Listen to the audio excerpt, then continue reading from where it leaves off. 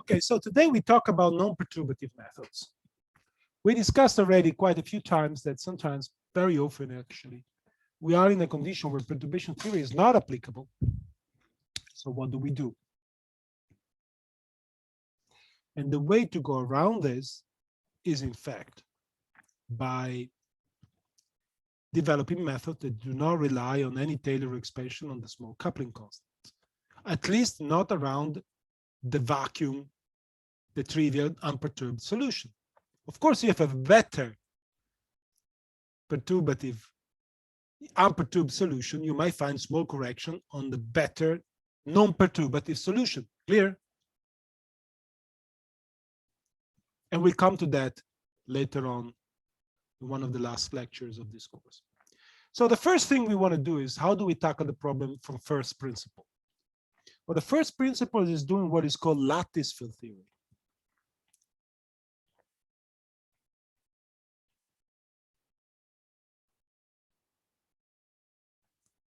And lattice field theory is nothing else than putting things, exploiting the analogy with statistical mechanics and imaginary time quantum mechanics if you're doing quantum field theory, or simply defining your correlation function on the lattice if you're doing statistical field theory. So in other words, suppose we want to study our, beloved thermal correlator. Then we have a path integral over the fields with the Hamiltonian over the fields. And then we have this. And then we have the path integral over the fields. Now, in quantum field theory, of course, we might get a similar, in quantum field theory,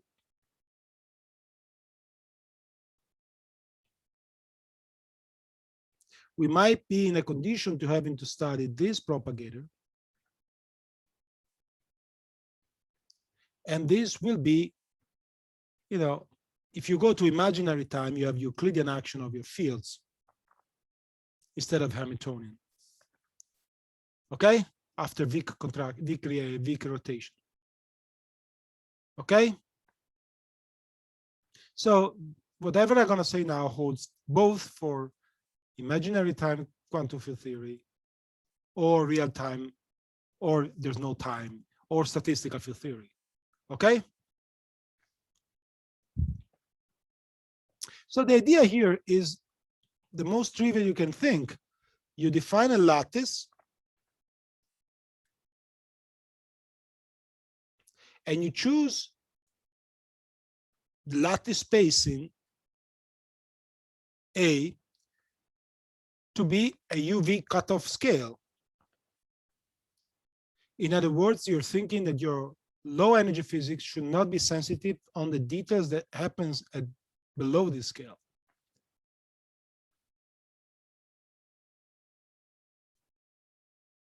And then you basically turn this infinite dimensional integral into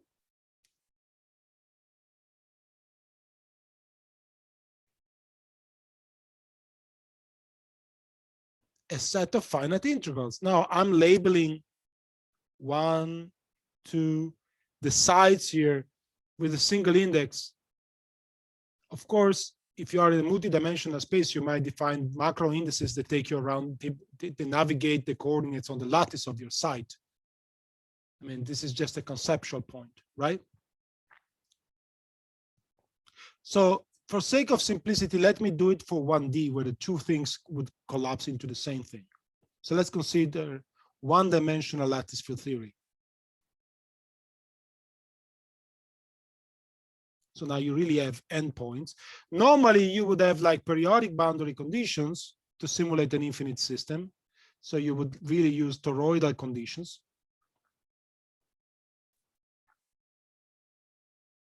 Okay.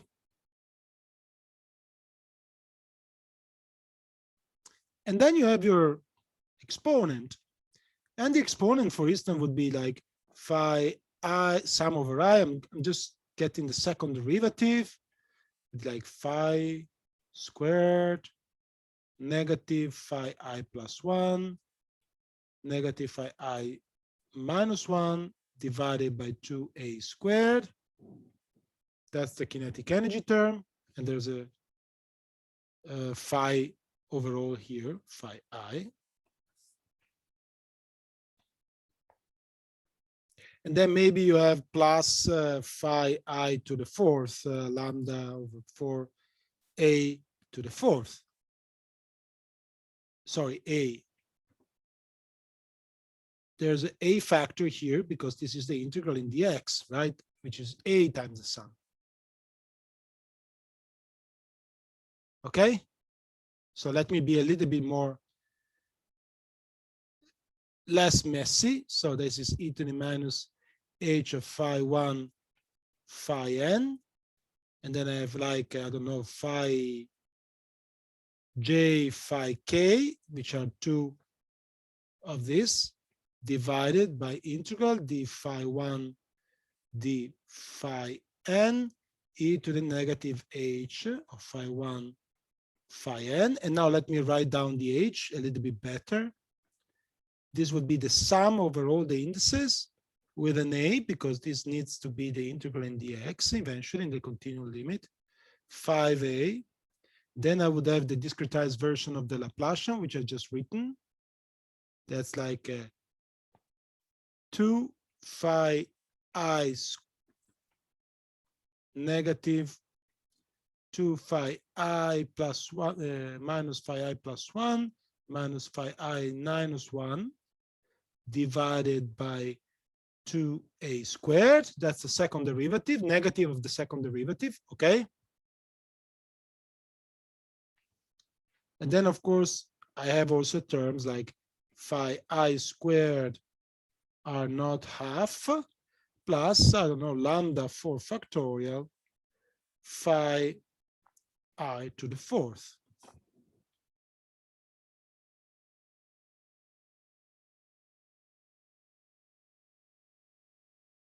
Now, your problem is now completely turned into a statistical mechanical problem defined over field variables rather than position variables. Okay? And what do? You apply trivial Monte Carlo methods.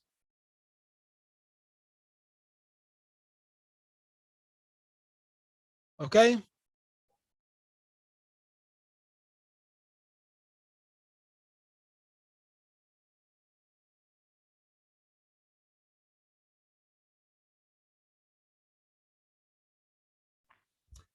Now, so you do Monte Carlo sampling, and you simply average this guy here. Now, when you're dealing with quantum field theories and you have fermions, and things become more complicated, and I will not discuss that here. Okay? I used to discuss lattice field theory for QCD in this course long ago, but I think there is nobody doing lattice field theory in this department, so you would not end up using this for your thesis anyway. So probably it's not a good idea to do that. Okay, I want to emphasize one point.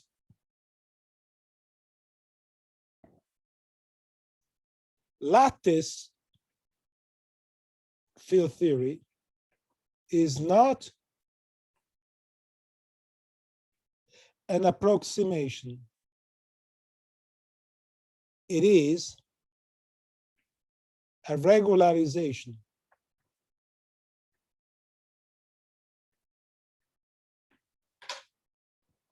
What do I mean by this? That basically putting a field theory on the lattice, provided you do the stochastic path integral exactly without introducing additional approximation, does not introduce other physical effect other than removing high energy components to your fields. And in particular, components with wavelengths shorter than the lattice spacing. So any procedure that does nothing to the Hamiltonian but removes short distance physics is not an approximation, is a regularization in the sense that you can change that parameter at your taste and incorporate the effect of this regularization into redefinition of the coupling constants, therefore renormalizing the theory. Obtain the same infrared physical constant of the initial theory, pretty much in the spirit of the renormalization group approach we discussed at the beginning of this course. Okay? So lattice field theory is in fact a regularization, not an approximation. In contrast, Landau mean field approximation that I will introduce you momentarily is a completely different story. That is indeed an approximation and not just a regularization. Okay? And I would like you to keep in mind the difference between these two things, because physically they make a lot of sense. One thing is to take an Hamiltonian and decide what is the resolution scale of your calculation and incorporate the short distance physics within the cutoff into the effective parameters of the theory. That is as good as you can do in a physical theory. The fact you have a cutoff is not a limitation of your physical theory, is part of your physical theory, is part of the fact that you do have a physical theory. You don't have a mathematical theory, just a mathematical theory. Do you appreciate that? Right?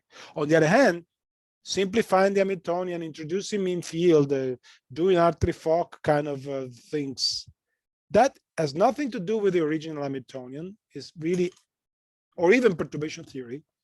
You're doing things to your Hamiltonian, neglecting parts.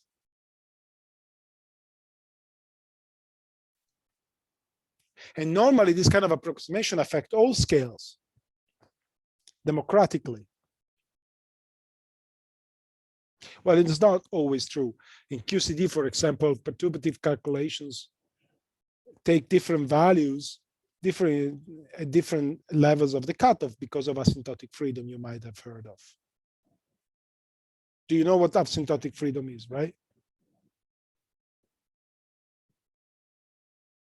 Have you ever heard this word? Asymptotic freedom, guys, is it a word new to you? Yeah. It means that, you know, the running coupling constant of QCD becomes perturbative in the large Q square, which means that when two quarks exchange very hard gluons, or equivalently, when they're very, very, very close to one another, their coupling becomes logarithmically small and eventually become perturbative. So quarks are asymptotically free at short distances and strongly coupled at large distances. That's why you don't see them.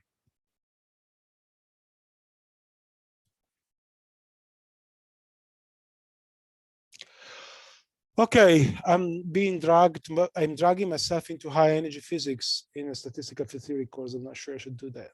Anyway. Okay, so that's the essence of lattice field theory. And of course, there's a lot of technicalities from here on, especially if you want to do lattice field theory for quantum fields, and especially if you have gauge degrees of freedom floating around. Putting gauge fields on the lattice must involve doing a discretization that doesn't break a gauge symmetry, or else the charge conservation of your theory will be lost, right? Which is something you don't want to lose. And there are technicalities for doing that. In the last 40 years, there's been a tremendous advantage to that. And nowadays, I would say a big part of lattice field theory calculation for quantum chromodynamics have become a precision science.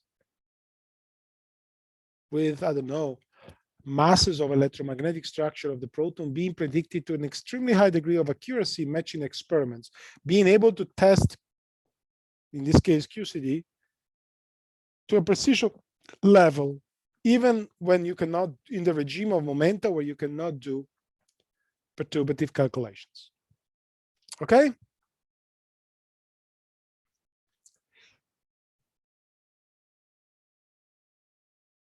Enough for this lecture.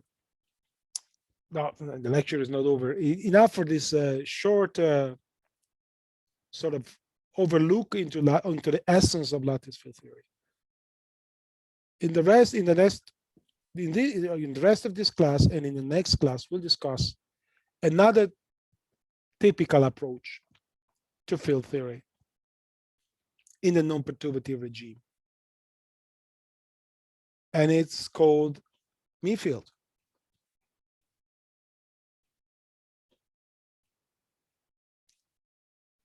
And its corrections to it.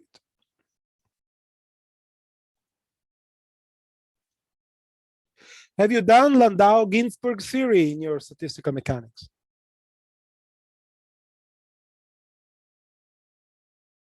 Landau-Ginzburg theory, have you done it in your statistical mechanics?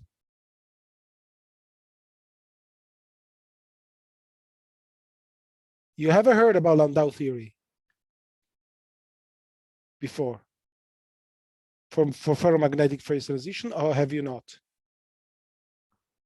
I'm not asking you for interrogation. I'm asking you to know whether I should redo it or not, whether it's something you're familiar with or you sort of heard of but never really went into, so I can understand better to what degree I should go.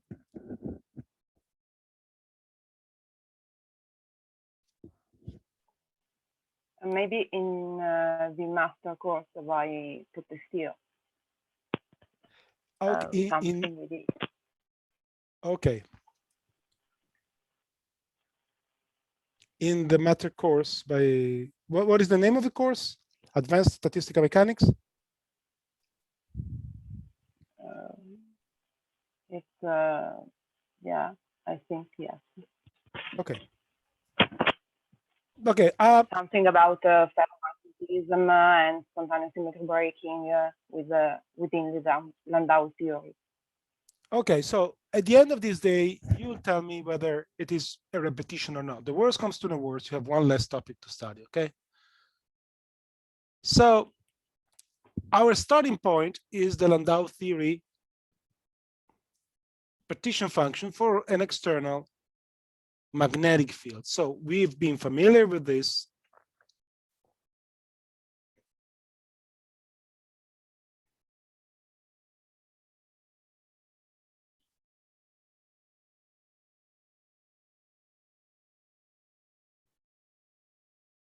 Sorry. I have the ability of always finding a ways to mess up with the, I don't have a board here, I have a tablet, and I still, after 1.5 years, haven't managed to be understanding like what my kid is learning to do in school, that you have to finish your sentence before the end of the row. And I end up with the equation always piling up at the end. So I apologize for having to redo this. I'll try to do it now in a form that can fit.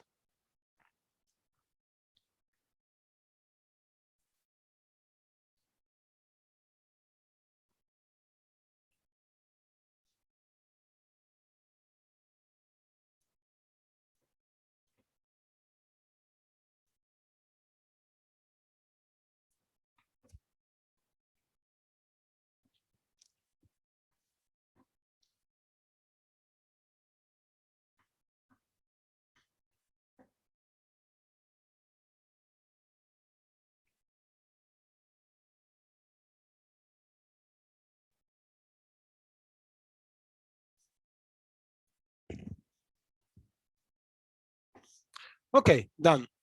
So as you can see, there's a 5 to the 4th term here because there are 2 powers here and 2 more here and here, right? So we are familiar with this. For the moment, we're going to leave the signs of R naught and U naught unconstrained and discuss on the implication later on. And of course, we want to introduce an additional term, which is the source term, to make things look like a generating functional. So here we multiply this by the exponent, and then we have plus, for instance, d in some dimension. I use z rather than x, b of z, phi of z. And of course, this is now a physical source term because it really corresponds to a magnetic field.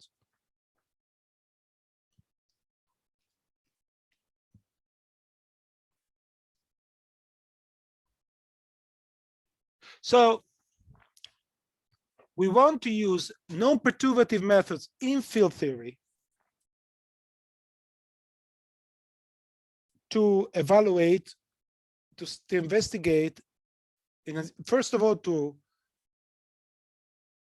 understand the physical origin of the ferromagnetic phase transition and make predictions that can be tested against experiments. But like I said before, perturbation theory is not useful in this context because no perturbation theory can ever describe a change in the structure of the vacuum. Perturbation theory must only involve small perturbations around the trivial vacuum, right? At least when you know.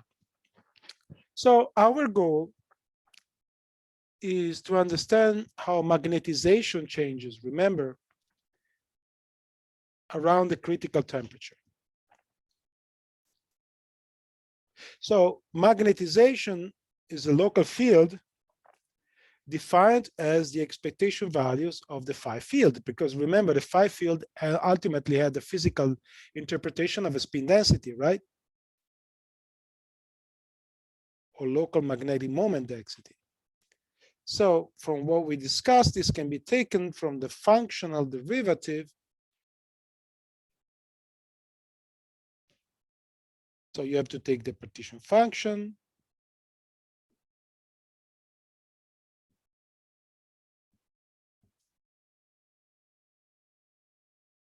take the functional derivative with respect to the magnetic field, and divide by the partition function. And in this case, I will not put the condition set the source to 0, because we might be interested in the magnetization at finite magnetic field or at vanishing magnetic field. So depending whether we want finite magnetic field or vanishing magnetic field, we can get B equal to 0 or not. And in fact, in general, even in the ferromagnetic phase, there is some local magnetization if we have an external magnetic field. That is the reason why you take a chunk of metal and you can stick it to the fridge, even if it's not a permanent magnet, right? Because in the presence of an external magnetization, you can magnetize matter. Okay?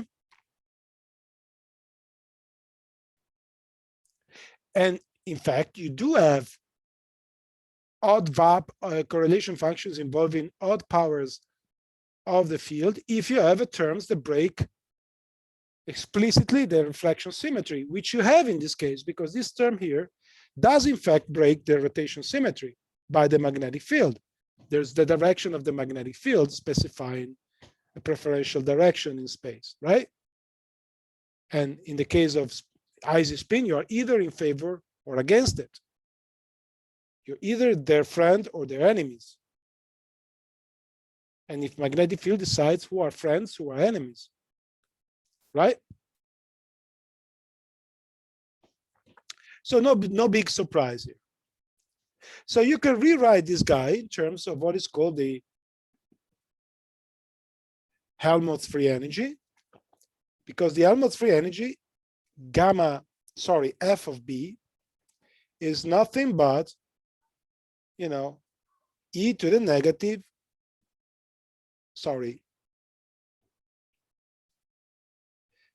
Z of B is e to the negative gamma of B. F of B, the Helmholtz free energy. That's the definition of Helmholtz free energy F, which means that you can get a magnetization as a functional differentiation directly of the Helmholtz free energy.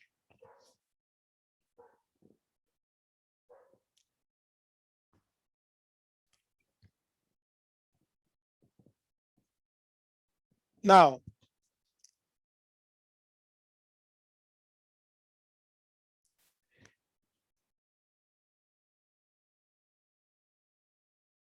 It turns out that if you have a magnetic field, you have magnetization, right? But also the opposite is true. If you have magnetization, you induce a magnetic field by the very fact that you have magnetization. So in the standard Landau theory, one decides that it is interested in studying the phase diagram of this theory on a different plane that is not magnetic field and temperature, which is the one where Helmholtz free energy is naturally defined, because temperature now is implicit, but there's a beta everywhere in the exponent, right? So in Helmholtz free energy, we have temperature and magnetic field. But we want to go into different descriptions in which my thermodynamic coordinates are temperature and magnetization.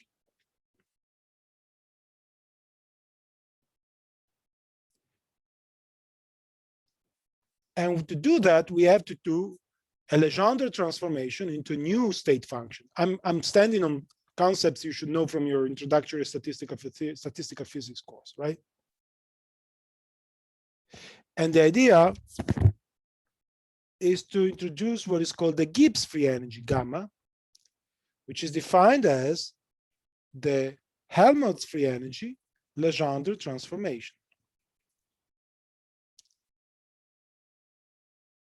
And as such,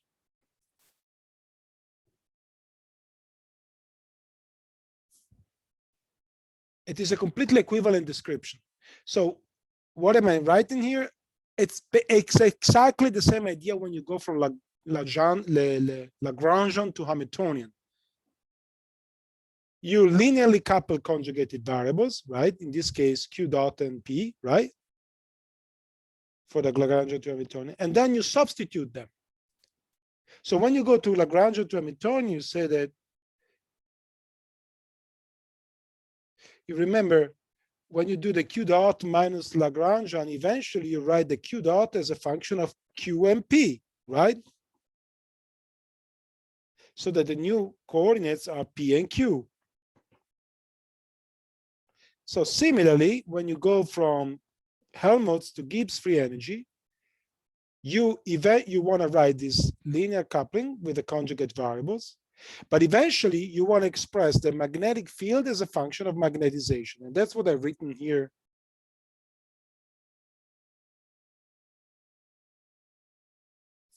Okay? And we're going to need to find a way to do that, of course.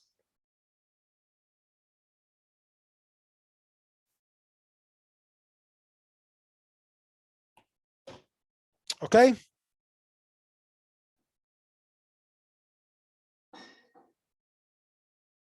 Well, the connection between the magnetic field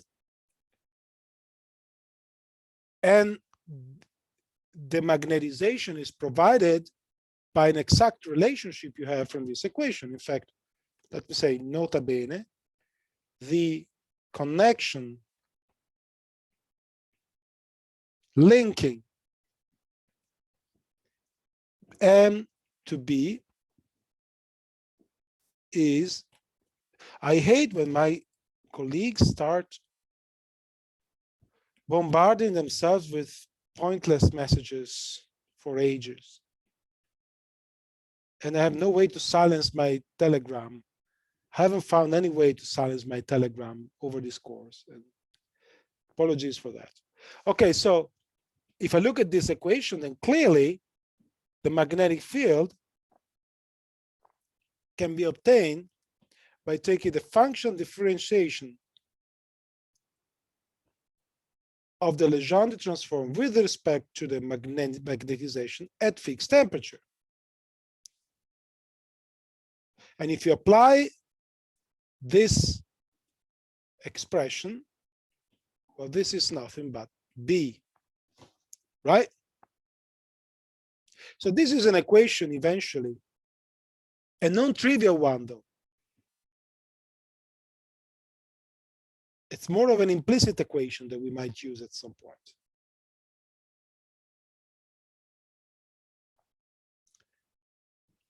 Now, we need to evaluate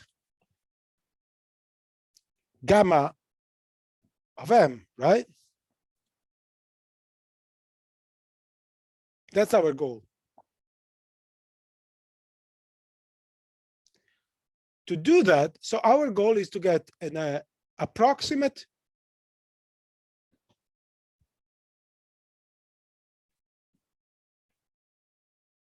but non-perturbative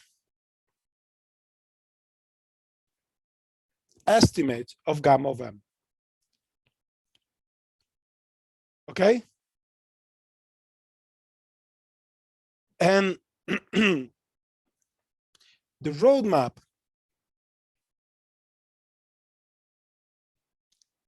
estimate z, the Helmholtz-Fourier transform at saddle point level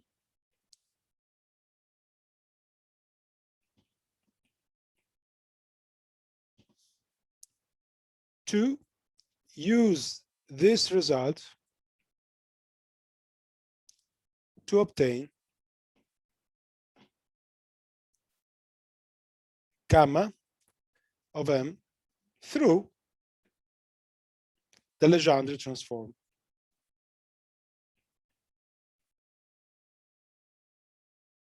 So in other words, I'm saying we want an estimate for gamma. First, estimate z in some approximation, and we shall use a saddle point approximation, which is the equivalence of a classical limit of quantum mechanics, as we shall see. Remember the classical limit of quantum mechanics emerging from the saddle point approximation of the Feynman path integral? We are doing the same here. And once you have your estimate for z, then play around with the Legendre transformation, and you'll get an estimate for gamma. Okay?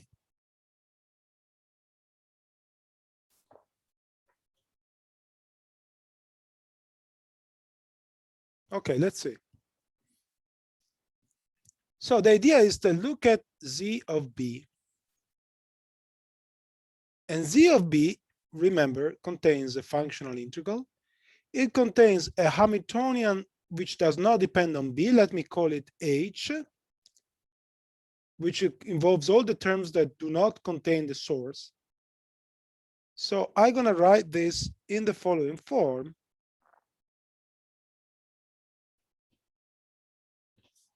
Okay?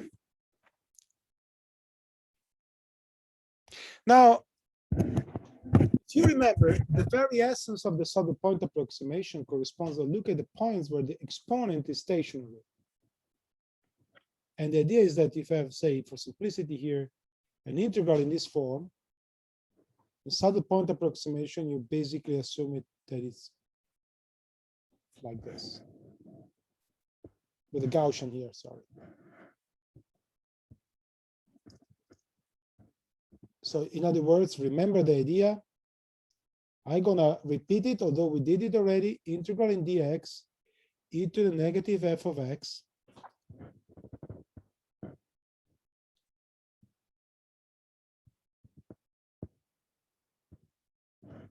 this is more or less, you expand this around a stationary point, so you don't have, oh shit, you see, I never can finish the line.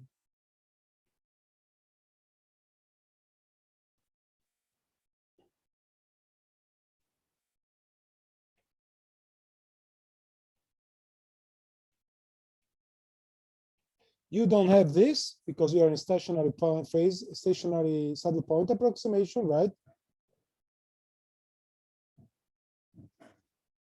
And then you do the next order, and the next order will be negative 1/2 half double second x naught, x minus x naught square.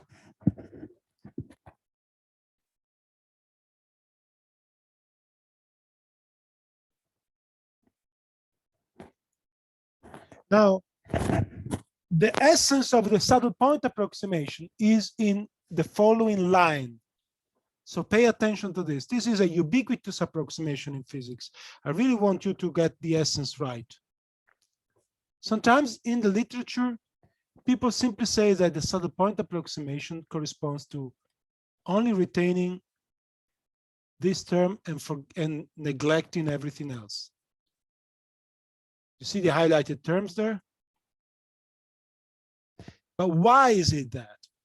Because you see, if you were to do the second order approximation, suppose you want to go to this term, and then of course you have higher order terms. Okay? Now, if you go to higher order terms, these are exponentially suppressed because they fall off exponentially from x naught. Remember, x naught is the maximum point. So though you're making mistake here, you're making mistakes on the tails of the distribution. Okay? So first of all, by truncating here, you're hoping not to affect thermal averages or whatever you want to do with this distribution because you're affecting the tails. Okay? And the second point comes now. You can pull off the factor e to the negative f of x naught. And now we are left with this. And if you were to do this calculation, it's a Gaussian calculation, right? It's a Gaussian calculation where I could write this. So let me write it this way.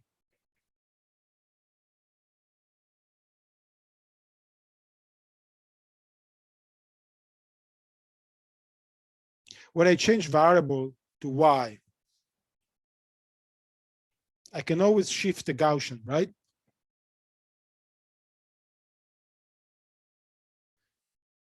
And sigma, of course, is 1 over sigma squared is 1 over f double naught x naught.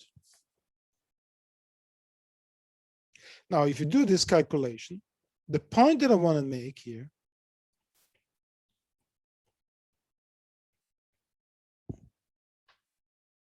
that this guy will ultimately contain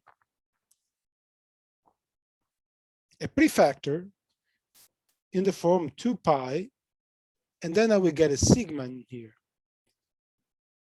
So I guess it's going to be 1 over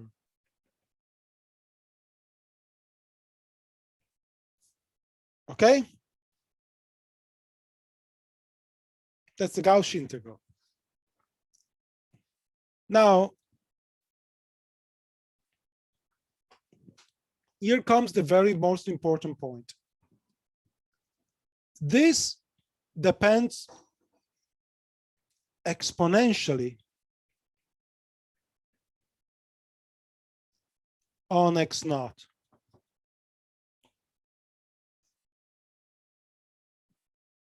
On the parameter of your theory, in which case is like a location of the maximum, right?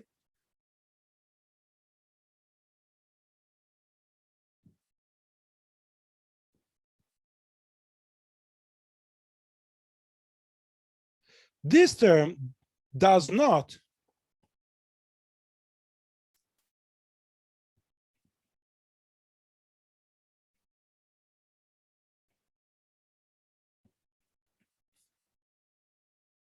so the dependence of the parameter of your calculation of this prefactor is weak compared to the, is actually logarithmic.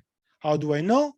Because you see, if I take this and I exponentiate this, this would be e to the negative f of x naught. This is the saddle point term, okay? And the quadratic correction will come only as e to the 1/2 logarithm of 2 pi over of f second of x naught. You see? So this is a logarithmic correction with respect to this.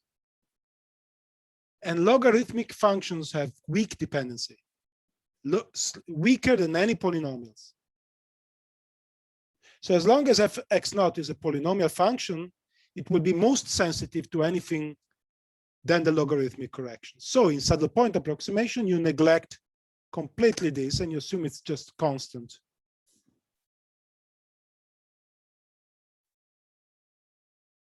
because you're not after weak dependencies. Okay? So it is true in saddle point approximation, in the end of the day, what you do, you replace an integral with a value of its maximum of the exponent. But the rationale for doing that is that everything else you're integrating around only either affects the tails of the distribution or depends very weakly on the parameters of your calculation and provides ultimately only logarithmic corrections. Of course, this is only true if you have a nice structure with a single minimum, with a shallow, if you start having a broad distribution, then what happens to the tails does matter a lot, right? Or a distribution with many maxima. So this approach is not, guaranteed to succeed. Okay, so after reviewing the saddle point approximation, let's apply it to our case. This is our f, and x naught is the position of the maximum of this, right? So what we need to do is to find the saddle point condition, which is the fields which maximize the exponent, minimize the exponent, right? So let's do it. We take the functional derivative with respect to the fields of the exponent.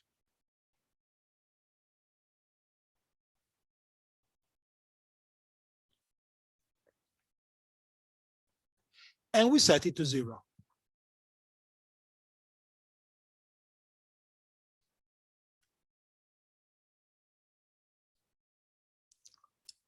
Okay, so this will in general generate a weird equation, right? So I will have a functional derivative with respect to the field of my Hamiltonian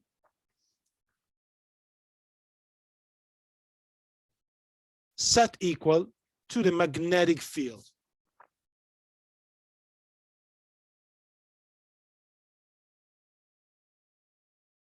Now, this is not always satisfied for all fields. How do I know? Well, the functional derivative of the Hamiltonian with respect to the field eventually will be something like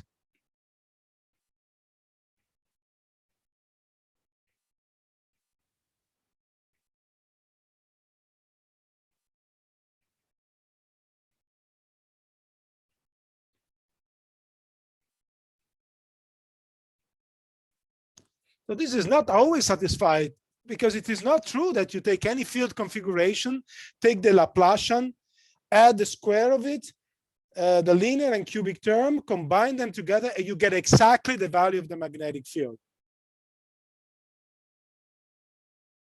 Right? This is not a general property of the fields, right? To obey this equation.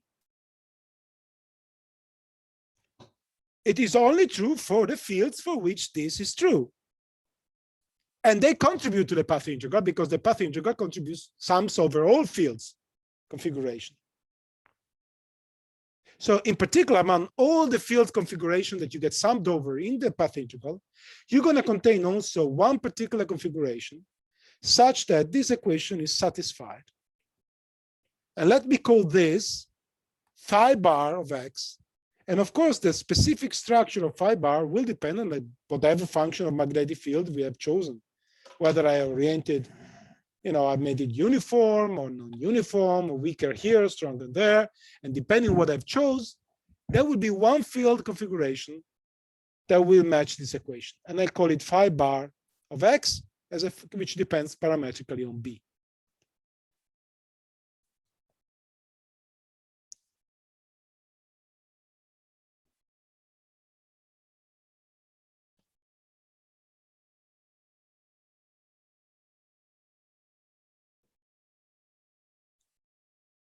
So I can now use this to approximate my partition function. And remember, following exactly the spirit of the one-dimensional approximation, this will be approximated as a prefactor, which I assume not to depend on phi bar, but in general does depend on phi bar. But it does in a weaker sense, logarithmic sense, which I choose to ignore for now. And then I have the exponent evaluated in phi bar, which is negative h of phi bar of b plus integral b phi bar of b. Okay?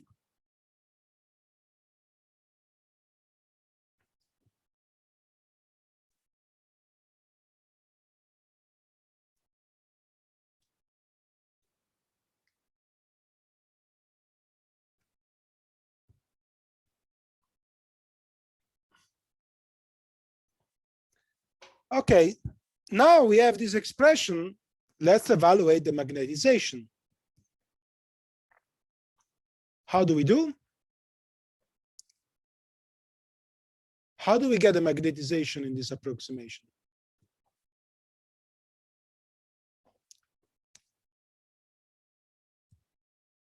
Not going anywhere until you tell me.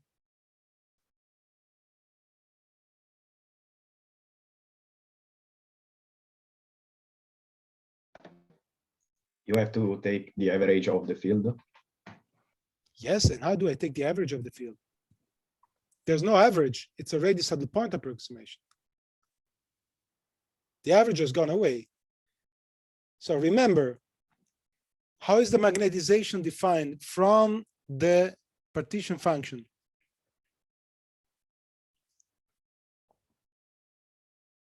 You see the power of the generating function out here. How is this evaluated from the partition function? The functional derivative.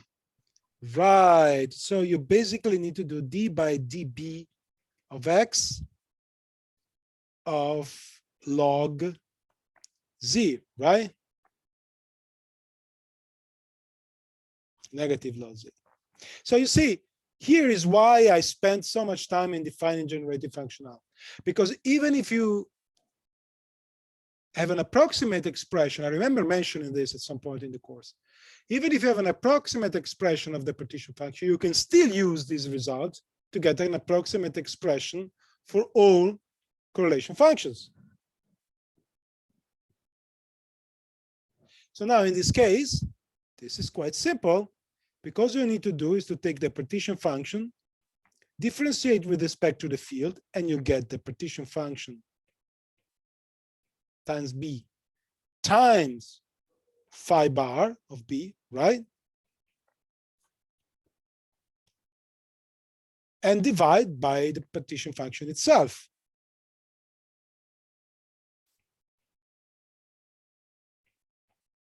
So our result is that the saddle point solution is in fact already the magnetization.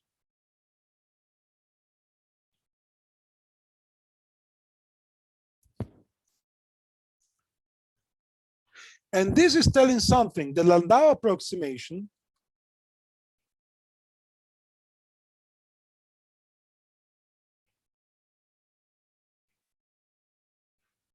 which is basically a saddle point approximation, which corresponds to say I neglect all fluctuations and I only concentrate on one field configuration, the saddle point. Okay? Well, this equation that we just wrote, magnetization equals phi bar of b, says that the Landau approximation, which is a saddle point approximation, is in fact a mean field approximation.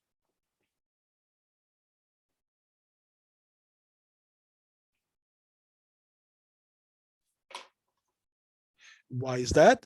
Because it's telling me that the magnetization, that is the mean value of the field, is in fact the saddle point solution. So by retaining only the saddle point solution, I'm replacing the field configuration and removing all the field configuration, retaining only the mean value, phi bar. So these special fields, this special field configuration that matches the saddle point condition is in fact the mean field.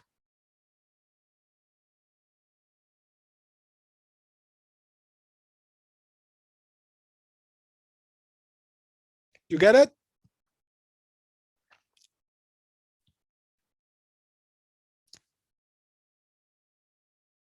Okay, okie dokie. Let's see. Well, now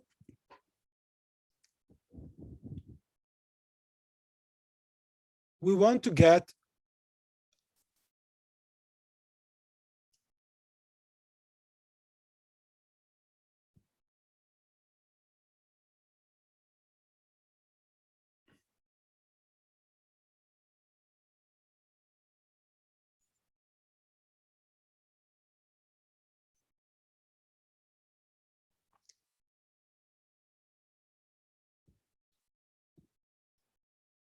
we now want to get,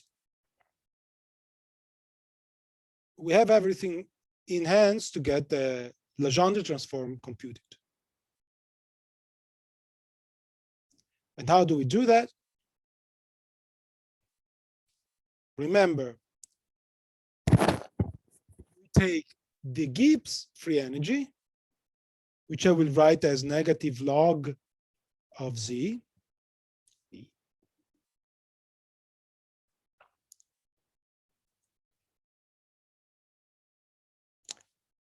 We subtract, we add, sorry, the conjugation.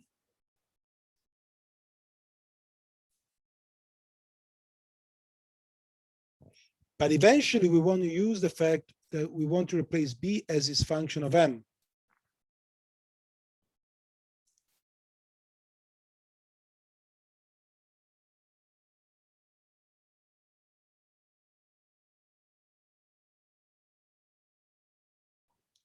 And see what happens. Now the magic occurs, really. The magic is, this is in fact the Hamiltonian as a function of phi bar of B, remember?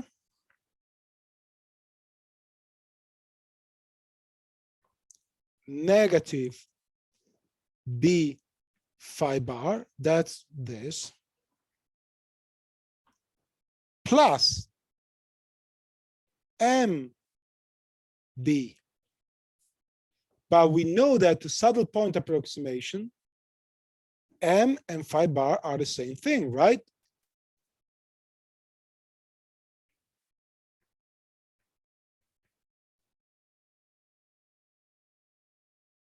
Because of this, right? So these two terms can go away. Oops.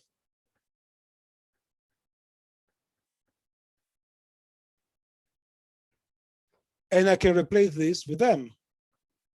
So we came to the extraordinary simple result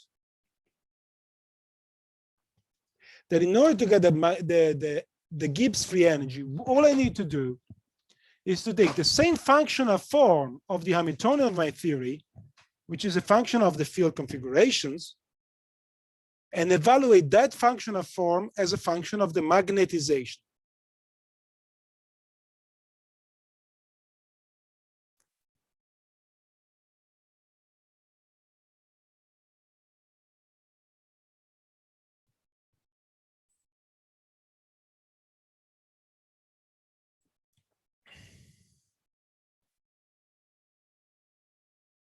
Okay? So in particular, if the external magnetic field is uniform, then of course the magnetization, then you have an infinite system. Obviously, by symmetry reason, the saddle point solution must be uniform. So the magnetization should not depend on X. And therefore, the magnetization will be like one parameter M. And therefore, in this case, the Helmholtz free energy, sorry, the Gibbs free energy would be R naught square plus U naught 4 factorial. And I have M square and M to the 4th in general.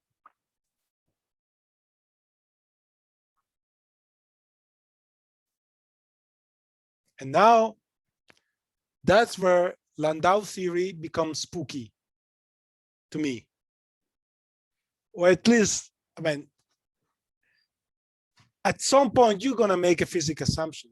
And Landau is very, the genius of Landau is not in the math, is understanding where to bring in the external physical information. So having the math serving his physical intuition and not having him to be slave of math. Because, at this point, we have done almost nothing, except that Landau comes with this brilliant idea that R naught can change sign, can depend on T and change sign. So there could be, if R naught varies with time, with sign, there will be a point at TC where it changes sign. And if, of course, U naught cannot change sign, because if U naught changes sign, then the Helmholtz free energy is not bounded from below anymore. And you're not having equilibrium anymore, which you do have. So one of the two parameters must not change sign because of physical plausibility. And the other parameter may change sign. Now, if you allow yourself to think that a parameter changes sign, then across below that sign, all of a sudden, you can call R naught equals, you send it to negative R naught without, let me not introduce the modulus that heavy out, that bring heaviness to the calculation. You just flip the sign.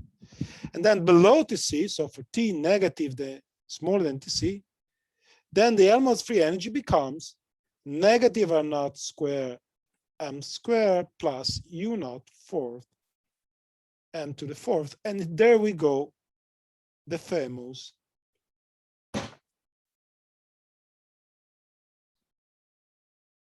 Mexican hat structure. So above TC, you have a structure like this. At the critical temperature,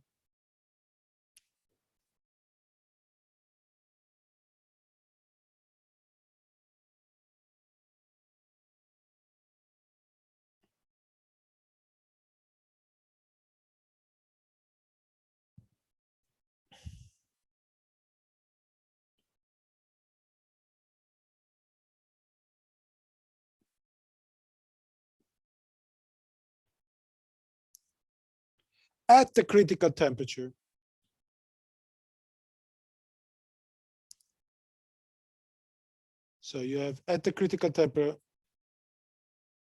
you begin developing multiple media. So this is a way to distinguish the ferromagnetic phase from the paramagnetic phase.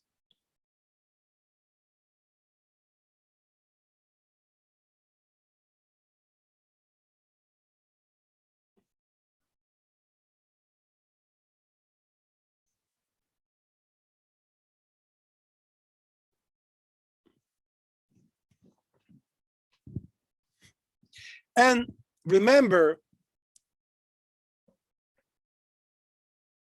that in this theory, of course, the magnetic field is unconstrained, because it could well be the magnetic field induced by the system.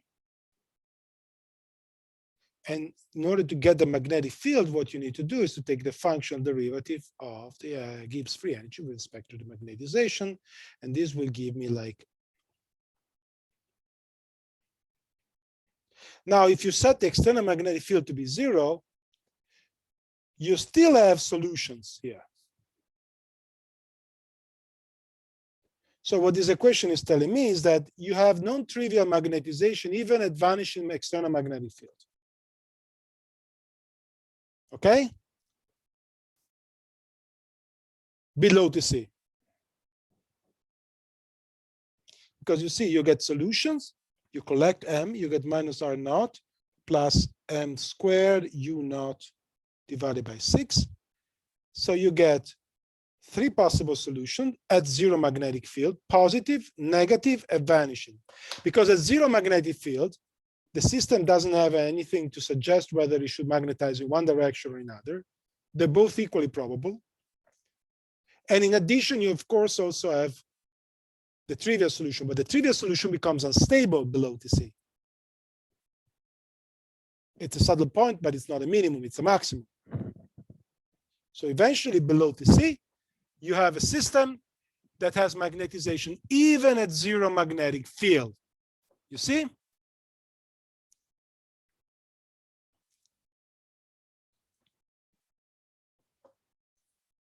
But of course, it can have any of the two. How does really nature decide? Took your umbrella. Let me imagine to press the umbrella down. The system is cylindrically symmetric, eventually will break in one direction. What is generating the breaking? Well, if the system was exactly ideally symmetric forever, there would be no way for the system to choose. But no system is really completely decoupled from an environment. And so there are pressure fluctuations in the system. There are your personal fluctuations, and your heart is beating and moving you and blah, blah, blah. And whatever happens at the moment of breakup will determine eventually the direction where the system is going to go. But for all practical purposes, this is a completely degenerate solution. We have no way to control all of these parameters. They're transient, they're whatever, it's not under control. So we call it spontaneous because the system can choose any of them.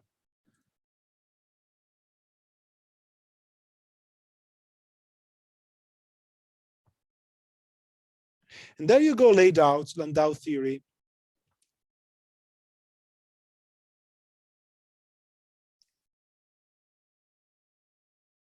You got laid down Landau theory for the free energy. Now, I assume that in your background, so you did cover this before, right? Not from the point of view of field theory, perhaps. More phenomenologically. That was the original Landau way of doing this.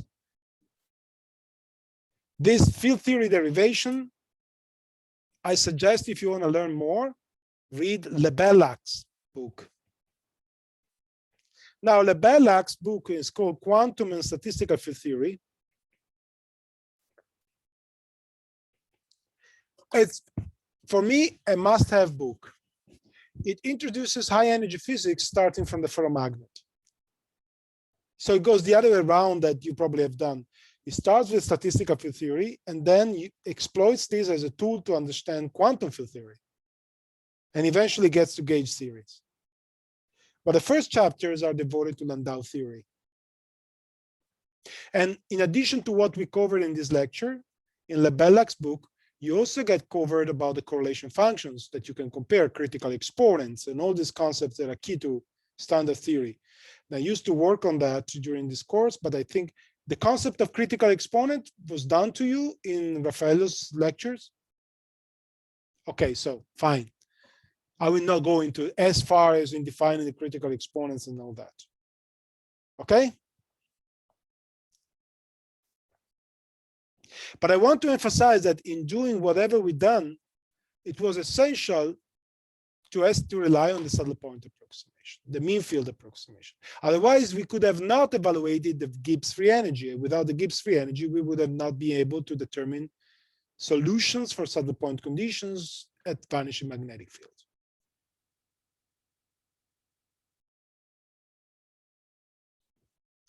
Okay?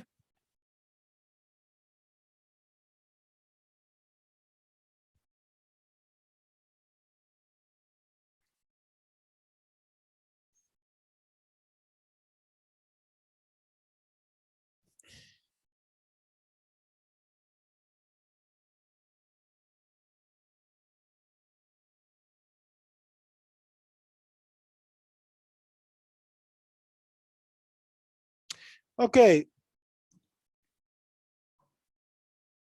I think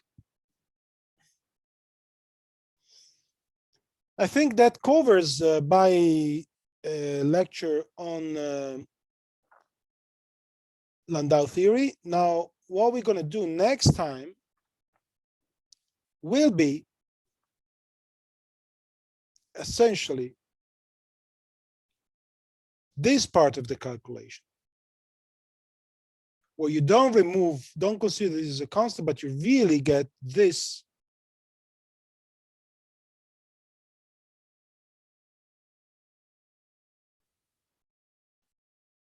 and you evaluate the quadratic fluctuation contributions around the mean field. So you get corrections to the mean field results.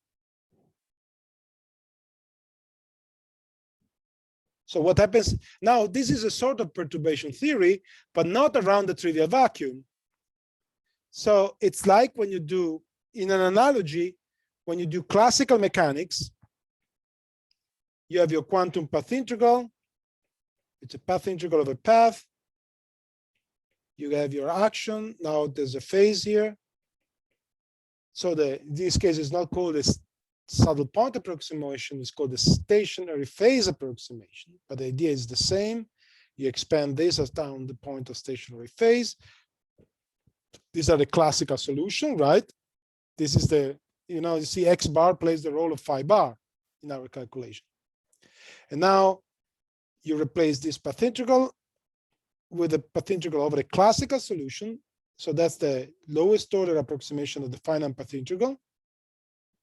And then, of course, you're left with fluctuations around this time. The second functional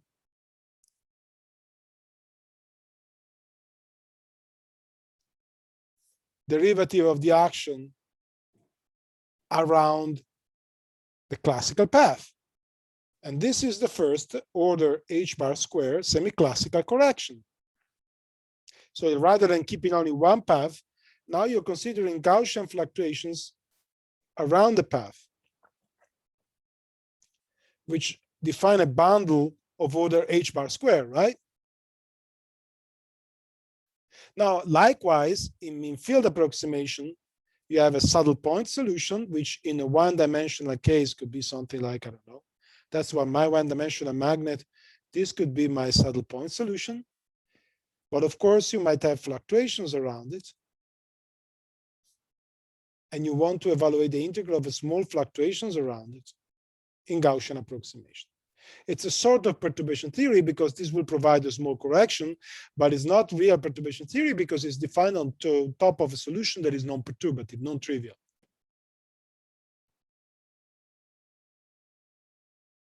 And this is called the Ginzburg correction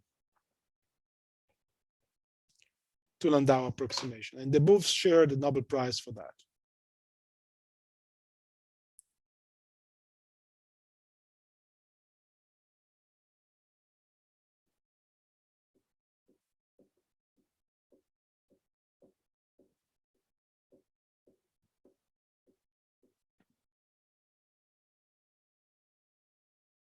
Okay, I think I'm done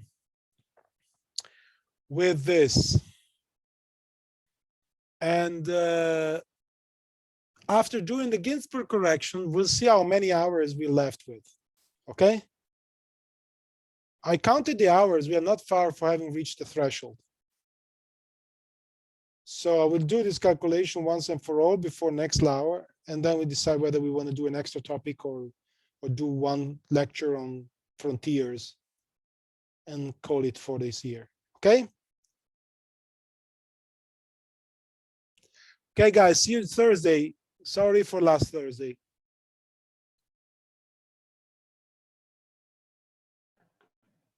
Buona serata. See you. Don't worry.